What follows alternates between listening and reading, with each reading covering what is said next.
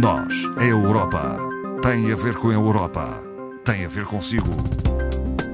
À sexta, uma reflexão sobre a atualidade europeia. Esta tarde conversamos com Marco Teles, do Centro de Informação Europe Direct Madeira. Boa tarde, Marco Teles. Boa tarde, Marta. Bem-vindo. Vamos falar de algumas questões que estão na ordem do dia em termos da União Europeia, começando por um comunicado de imprensa libertado, penso que ainda no mês de novembro, portanto no passado mês de novembro, sobre as questões de saúde, não é? Nós já há tempos trouxemos aqui à antena também um relatório técnico, digamos, na área da educação. Este é ligado, portanto, à área da saúde, é também um setor obviamente bastante importante, foi apresentado agora em finais de novembro.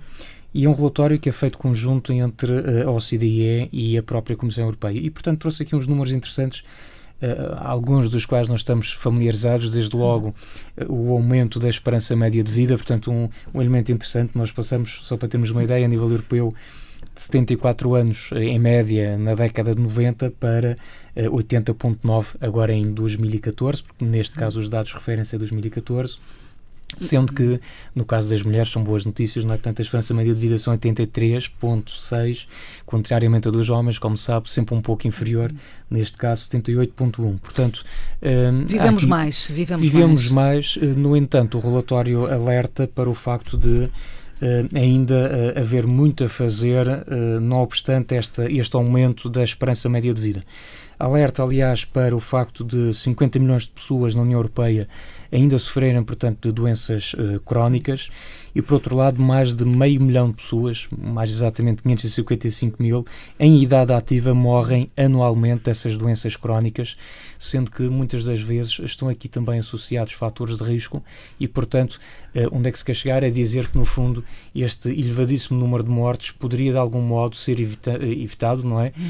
E, desde logo, também poupando-se às economias dos diversos Estados-membros um valor bastante considerável na área da saúde. A Comissão Europeia deixa algumas mensagens que penso é de referir, dizendo, por exemplo, que precisamos de sistemas de saúde mais eficazes. Sim, no fundo a Comissão, ou neste relatório, é focado no fundo em três aspectos, dizendo desde logo que precisamos, como a Marta disse bem, de sistemas de saúde que sejam mais eficazes. E porquê também esta situação? Repare-se, há os tais fatores de risco, o que significa que, ao nível da prevenção...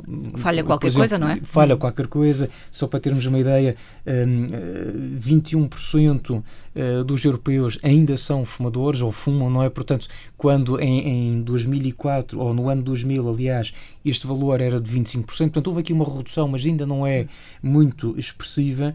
E também temos 16% da população europeia que ainda, ou que está na categoria dos obesos, digamos assim, portanto, acarretando esta situação, problemas de saúde complicados. Portanto, são tudo situações, o mesmo poderíamos falar da questão do álcool, o consumo de álcool, que ainda continua a ser relativamente elevado. Obviamente, sim, depois, com uma análise mais pormenorizada por Estado-membro, vimos que aqui há umas diferenças grandes, mas, portanto, estes três casos são realmente fatores de risco que poderiam ser evitáveis. Não é?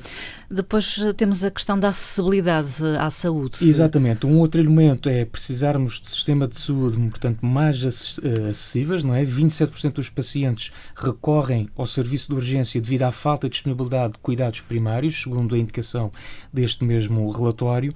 15% das despesas de saúde são pagas diretamente pelos pacientes, havendo aqui muitas disparidades entre os Estados-membros. E também uma nota é que, em média, os europeus mais pobres têm cerca de 10 vezes mais probabilidades de ter problemas em obter cuidados de saúde de qualidade por razões financeiras do que aqueles que são, porventura, mais abastados. Portanto, há aqui uma diferença muito grande. Tinha aqui, fui buscar o relatório um elemento só para termos uma ideia, mas, por exemplo, a média de gastos na saúde per capita em 2015, portanto, este aqui é referente a 2015, ronda, portanto, 2.781 euros.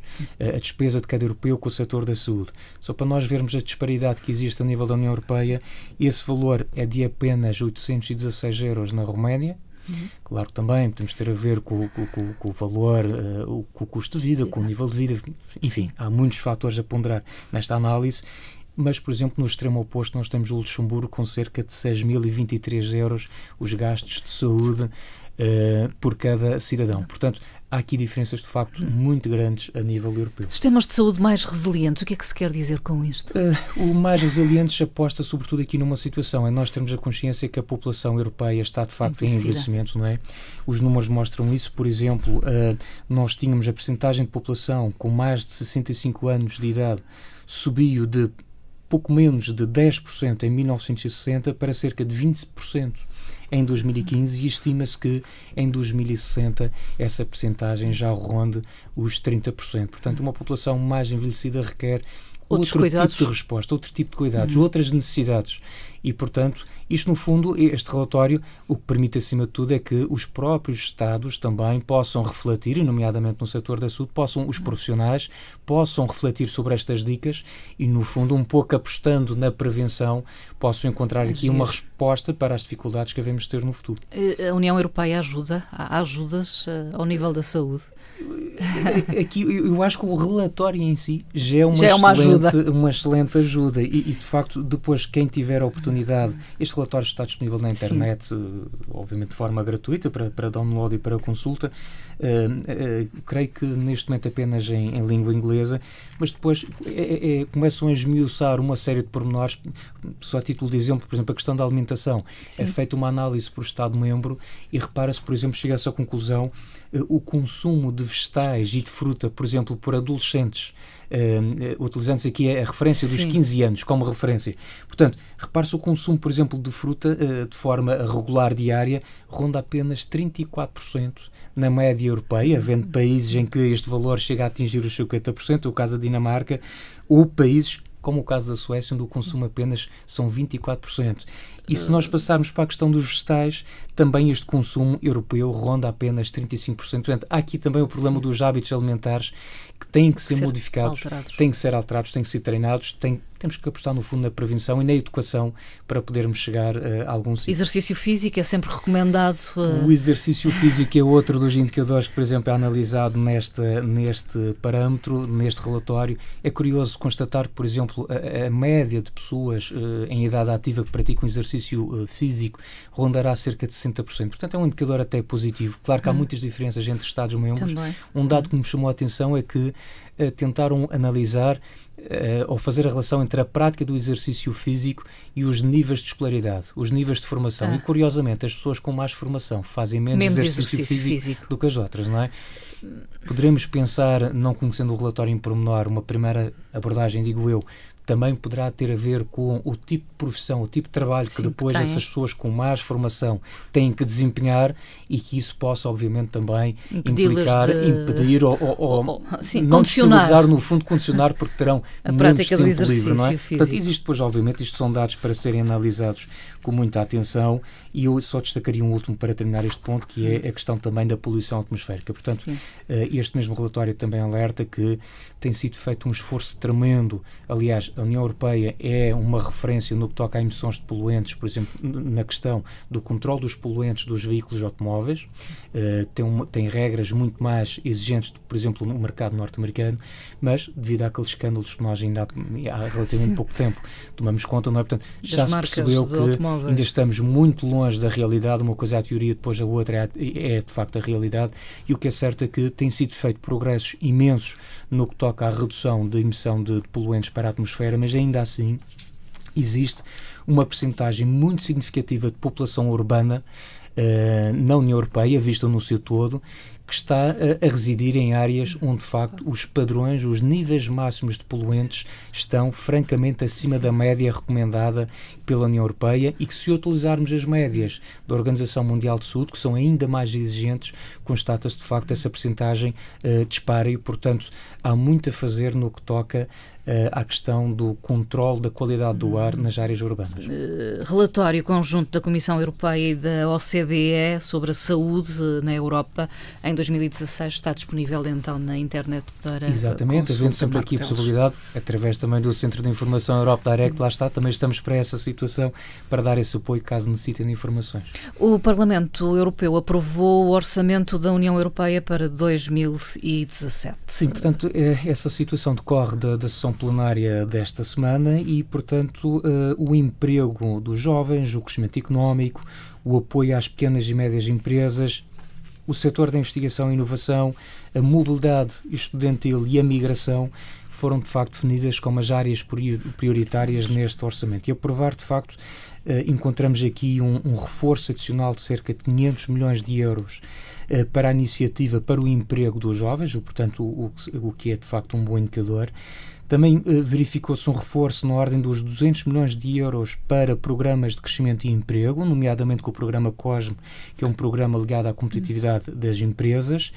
Também o reforço do programa Horizonte 2020, que é, aliás, o programa que é tutelado, digamos assim, pelo Comissário Europeu Carlos Moedas, e também um reforço para aquele que é o programa, porventura, mais conhecido e de maior sucesso a nível da União Europeia, que é o programa Erasmus+, portanto, um programa muito ligado à questão da mobilidade e, portanto, como dizia também o relator deste relatório, é que a aposta passa muito pela juventude, é certo, mais programa Erasmus, mais mobilidade, maior desenvolvimento de competências, mas também de nada serve se depois não houver o devido investimento na área do crescimento, do emprego.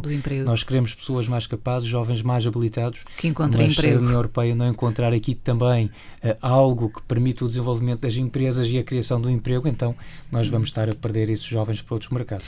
Uma nota também porque parte, digamos, deste dinheiro ou do orçamento da União Europeia vai para tentar debelar a crise migratória, não é? Sim, também para a crise migratória. Há aqui uma fatia considerável, que foi um aumento, aliás, não a fatia na totalidade, mas o reforço na ordem dos 700 milhões de euros a pensar neste problema que está longe de se encontrar resolvido, não é? E isto implica, obviamente, reforço das verbas para se poder chegar a algum sítio nesta questão. Uma boa notícia para a cidade do Funchal, soubemos-la recentemente, não é? É verdade, o Funchal está de parabéns, portanto, através do prémio que recebeu, o prémio Cidade Acessível, portanto, é bom relembrar, às vezes perguntam porquê que outras cidades aqui na região não concorreram, porque este prémio destina-se apenas a aglomerados urbanos superior a 50 mil habitantes, portanto há também aqui esta condicionante, e é sobretudo um prémio que pretende incentivar as autoridades municipais a agir de forma proativa no sentido de melhorar as acessibilidades de áreas públicas e privadas, pessoas portadoras de deficiência, pessoas com mobilidade reduzida e, no fundo, ligando também ao tema que nós tínhamos aqui no início do programa, numa população cada vez mais envelhecida, e esses problemas da mobilidade colocam-se cada vez com mais frequência e, portanto, é bom saber que num total de 43 cidades que concorreram a estes prémios, houve 3 premiados, portanto, primeiro, segundo e terceiro. Já agora, por curiosidade, a cidade inglesa de Chester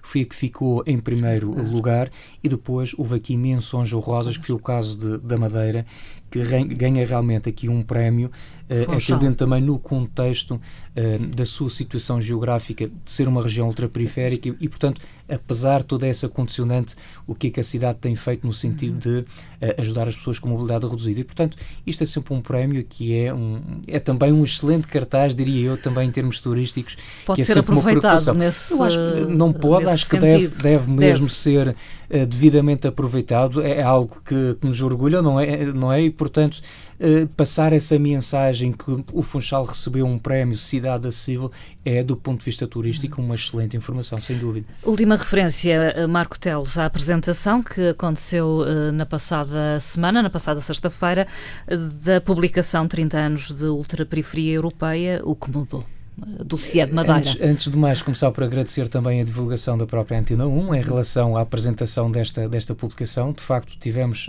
no Museu Casa da Luz na semana passada uma casa cheia. Devo dizer que fiquei particularmente surpreendido com as pessoas que lá estavam a assistir à apresentação desta pequena publicação.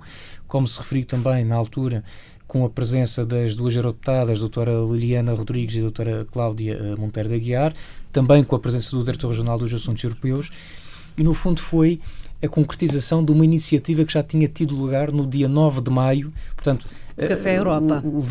Foram quase 6 meses para concretizar, no fundo, as ideias que foram apresentadas pelos utentes das universidades séniores a quem nós lançamos o desafio no dia 9. Portanto, a ideia foi esta: nós não quisemos fazer uma dissertação sobre os 30 anos, nós quisemos perguntar a pessoas que têm uma experiência de vida já longa, que viveram a cidadania antes de Portugal entrar na União Europeia, que conhecem também o nosso país depois de entrar na União Europeia, a quem perguntamos, então, como é que foram estes 30 anos? Estamos melhor ou estamos piores?